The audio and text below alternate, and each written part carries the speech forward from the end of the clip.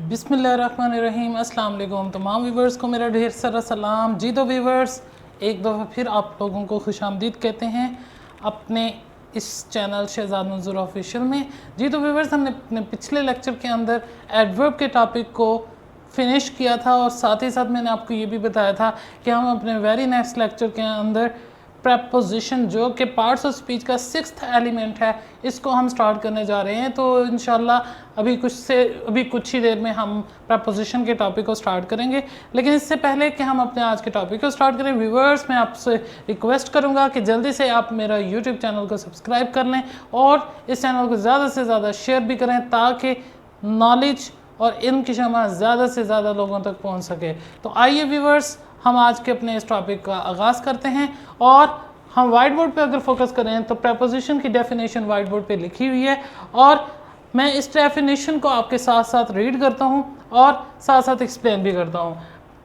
Definition में लिखा हुआ है कि अ प्रपोजिशन इज़ अ वर्ड, कि प्रपोजिशन एक ऐसा लफ्ज़ है, एक ऐसा वर्ड है दैट लिंक्स, जो कि लिंक करता है, जो कि राब्ता फरहम करता है, जो कि रिलेशनशिप बिल्ड करता है किसके दरमियान, अ नाउन और अ प्रोनाउन, एक नाउन या प्रोनाउन के दरमियान और विद अदर वर्ड्स। अब नाउन या प्रोनाउन का किससे रिलेशन बिल्ड करता है, किसके साथ नाउन या प्रोनाउन को लिंक करता है, विद अदर वर्ड्स, दूसरे अल्फाज के साथ, इन अ सेंटेंस, एक सेंटेंस में। तो कोई भी ऐसा लफ्ज़ जो कि किसी नाउन या प्रोनाउन को एक जुमले में दूसरे लफ्ज़ों के साथ मिलाता है, ऐसे लफ्ज़ को आप क्या कहते हैं, प्रपोजिशन का नाम देते हैं। प्रपोजिशन कोई भी ऐसा वर्ड हो सकता है जो कि एक नाउन या प्रोनाउन का रिलेशनशिप दूसरे वर्ड्स के साथ जोड़ता है, उस वर्ड को हम प्रपोजिशन का नाम देते हैं। अब ये जो दूसरे वर्ड्स हैं जो कि सेंटेंस के साथ में मौजूद होंगे, दूसरे वर्ड से मुराद क्या है, दीज अदर वर्ड्स में बी अ नाउन। अब वो दूसरे वर्ड्स में वो नाउन भी हो सकता है, अ वर्ब एक वर्ब भी हो सकता है, एन एडजेक्टिव या एक एडजेक्टिव भी हो सकता है। क्योंकि अभी हमने थोड़ी देर पहले जब प्रपोजिशन की डेफिनेशन पढ़ी थी तो हमने यही कहा था कि प्रपोजिशन कोई भी ऐसा लफ्ज़ है जो कि एक नाउन या प्रोनाउन को किसी जुमले में दूसरे अल्फाज के साथ जोड़ने के काम आता है। तो जो दूसरे अल्फाज हैं जिनसे एक नाउन या प्रोनाउन को जोड़ा जाएगा, वो दूसरे अल्फाज क्या हो सकते हैं, एक नाउन भी हो सकता है, एक वर्ब भी हो सकता है और एक एडजेक्टिव भी हो सकता है। तो व्यूवर्स, हमें इस डेफिनेशन से ये पता चला कि प्रपोजिशन कोई भी ऐसा लफ्ज़ है जो एक जुमले के अंदर मौजूद नाउन या प्रोनाउन को दूसरे अल्फाज के साथ जोड़ने के लिए काम आता है। तो ये प्रपोजिशन है। अब इसकी हम एक एग्जांपल देखते हैं सेंटेंस के अंदर हम प्रपोजिशन का इस्तेमाल करके। अब the cat is sitting under the table. अब यहाँ पे कि एक बिल्ली बैठी हुई है अंडर द टेबल, टेबल के अंदर, टेबल के नीचे। अब यहाँ जो अंडर है वर्ड, ये एक प्रपोजिशन है। क्यों प्रपोजिशन है? क्योंकि ये लिंक प्रोवाइड कर रहा है किस किस के दरमियान, कैट का लिंक प्रोवाइड कर रहा है कि ये कैट कहाँ बैठी है, अंडर द टेबल, टेबल के नीचे। अब कैट का लिंक प्रोवाइड कर रहा है टेबल के साथ। क्या चीज प्रोवाइड कर रही है लिंक, ये अंडर प्रोवाइड कर रहा है लिंक कैट का टेबल के साथ। अब देखें, कैट क्या है, एक नाउन है।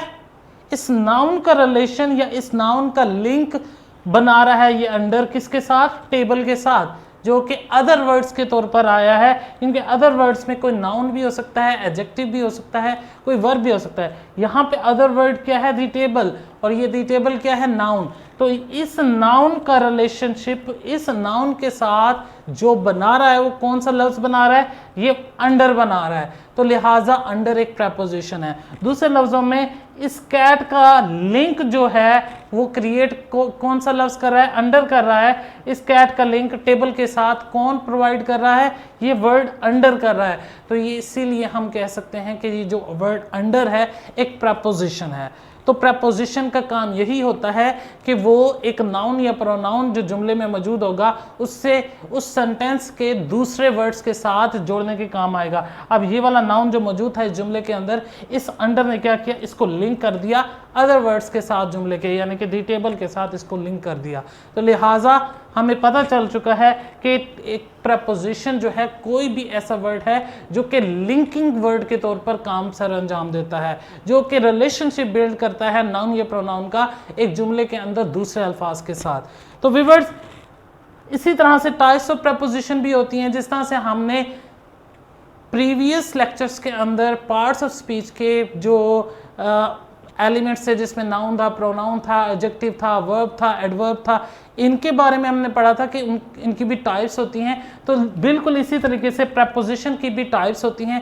प्रपोजिशन की कौन कौन सी टाइप्स हैं, आइए हम उनको देखते हैं। प्रपोजिशन की टाइप नंबर 1 है प्रपोजिशन फॉर टाइम। पहली प्रपोजिशन का नाम है प्रपोजिशन फॉर टाइम। इसी तरह से दूसरी प्रपोजिशन का नाम है प्रपोजिशन फॉर प्लेस। इसी तरह से तीसरी प्रपोजिशन का नाम है प्रपोजिशन फॉर डायरेक्शन। ये सारी टाइप्स हैं प्रपोजिशन की। इसी तरह से चौथी टाइप का नाम है प्रपोजिशन फॉर एजेंट। इसी तरह से लास्ट टाइप है प्रपोजिशन की प्रपोजिशनल फ्रेज।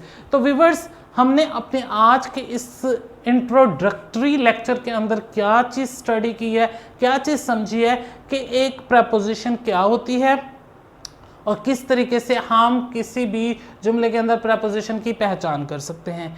और तीसरी चीज़ कि प्रपोजिशन की कितनी टाइप्स होती हैं। हमने देखा कि प्रपोजिशन की मेन 5 टाइप्स हैं, जिनमें सबसे पहले प्रपोजिशन फॉर टाइम थी, फिर प्रपोजिशन फॉर प्लेस थी, उसके बाद प्रपोजिशन फॉर डायरेक्शन हमने पढ़ी, उसके बाद प्रपोजिशन फॉर एजेंट है, उसके बाद प्रपोजिशनल फ्रेज है। ये 5 टाइप्स के नेम हमने स्टडी किए। तो व्यूअर्स, आज के लेक्चर में सिर्फ इतना ही हमने पढ़ना है। इंशाल्लाह अपने कमिंग लेक्चर के अंदर हमने इस प्रपोजिशन की पांचों टाइप्स को हमने 1 बाय 1 इन डिटेल डिस्कस करना है। व्यूअर्स, मैं उम्मीद करता हूं कि आज का लेक्चर आप सब लोगों को बेहतर तौर पर समझ आ चुका होगा। लेकिन इसके बावजूद भी अगर आपको आज के लेक्चर के हवाले से किसी भी किस्म का कोई सवाल होता है तो आप कमेंट सेक्शन के अंदर अपना फीडबैक दे सकते हैं, अपना सवाल पूछ सकते हैं। इंशाल्लाह मैं आपके लिए आपके सवाल का सोल्यूशन ज़रूर लेकर आऊँगा। तो इंशाल्लाह व्यूअर्स, हम अपने नेक्स्ट लेक्चर के अंदर मिलते हैं, जिसके अंदर हमने प्रपोजिशन की टाइप्स को 1 बाय 1 इन डिटेल स्टार्ट करना है। Thank you.